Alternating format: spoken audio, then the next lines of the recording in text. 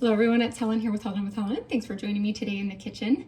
Today I'm going to make for you one of our all-time favorite summer treats. So this one is a quick go-to whether you're going to a barbecue, a friend's house, camping. This one is super easy and everybody loves, or at least I like to believe everybody loves, rhubarb. The minute that spring and summer rolls around, everybody's rhubarb is growing like crazy, especially this year because we have gotten so much rain here in Casper, Wyoming. So everybody has an abundance of it, which is a good thing because usually we are fighting over it. Everybody wants the rhubarb. My mom has this big giant rhubarb plant and so does my father-in-law. So I'm always like, pick it up and drop it off. And so for many, many generations, we've had lots and lots of different rhubarb recipes. One that we make, this one right here, the easiest, that we make year after year after year, which we have called rhubarb crunch for the last, I don't know, 46 years, for as long as I've been alive. However, Mom pulled out the old recipe card last year, only to find out that it's not even called rhubarb crunch. It was like rhubarb upside down cake or something like that. And it was a card that my grandma Helen had written out many years ago. Keep in mind, my grandma Helen is 97, 98 years old. And so we're like, why have we been calling this rhubarb crunch all of these years, which is kind of funny. So I'm just gonna still stick with the name rhubarb crunch, even though it's really just like a rhubarb upside down cake. So here we go. All right, so what you do is you go pick your rhubarb and then you cut up 2 cups of rhubarb. If you like a little extra, add a little extra, but usually it's just about 2 cups. So I sprayed the pan with Pam. I added my 2 cups of chopped up rhubarb. And then after you get that, then you are going to just take a spoon. So you already know, you've watched some of my videos, hopefully. I don't measure a whole lot of things out. I just kind of go with the flow, right? So I just like to sprinkle and add a dash. And so I'm gonna take just kind of like a big spoon, just like a metal spoon right here. I may have to add a little bit more because I didn't want it to dump all over. And then I'm just barely gonna sprinkle it right over the rhubarb. So it calls actually, I believe, if I'm not mistaken, for like a 1/2 cup of sugar, the actual recipe. I don't think I need to add quite as much because it's already sweet. So I feel like just this spoonful right here will do the trick. So again, just a heaping spoonful about this size, sprinkle a little sugar over the rhubarb. All right, and then what I'm gonna do, again, I'm not going to measure this out, but I believe it's a cup of mini marshmallows. I'm just gonna take a handful and just sprinkle it right here, just kind of over it. Again, I don't want it quite as sweet, so I'm just gonna kind of play with it a little bit. This would always drive my parents crazy, like my dad actually insane, because he'd be like, oh, you have to measure it out, little bear. That's what he called me, little bear, because a lot of the time when I would do things like this, the recipe wouldn't turn out. So, but I've lived and learned and I'm a little bit older now, so I do like to kind of play with it. And so this one I actually messed with not too long ago, so I know it's gonna work out. So I just sprinkle a handful of marshmallows. There you go, mini marshmallows. But if you really wanna go by the rules, like I said, 2 cups of the rhubarb, you're gonna do a 1/2 cup of the sugar, and you're gonna do a cup of the mini marshmallows. So there you go.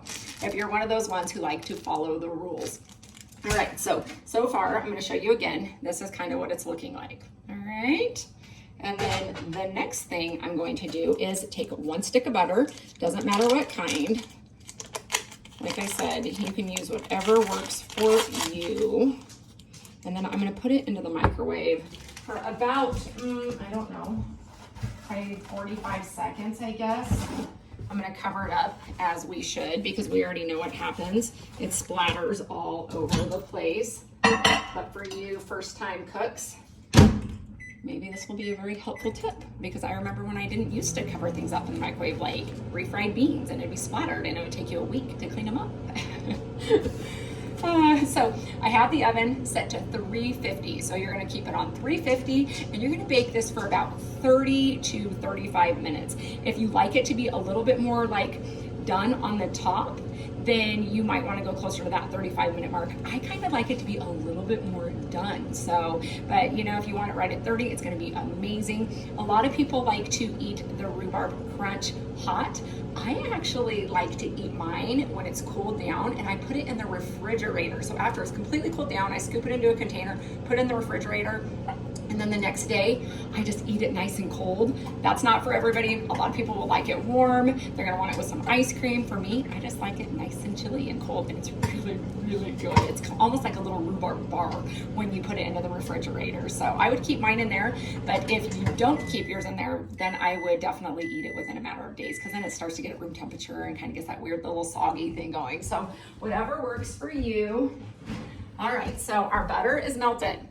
Now, I've got a cake mix right here. So you're gonna wanna get a white cake mix. This one right here is the Betty Crocker Super Moist White Cake Mix. You can use whatever you want. Just get a white cake mix, all right, about this size.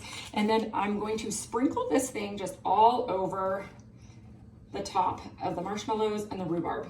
Okay, so you can really add anything. We have a family member who likes to add rhubarb, but then they also like to add some cherries to it. How good would that be? Or some strawberries. I think I tried to mimic that maybe a year or two ago, and I actually bought some real fresh cherries and I kind of cut it up a little bit and put it in the rhubarb. I didn't eat any of it, so I don't know how it is. My brother likes that, and his wife cooks it for him that way with cherries.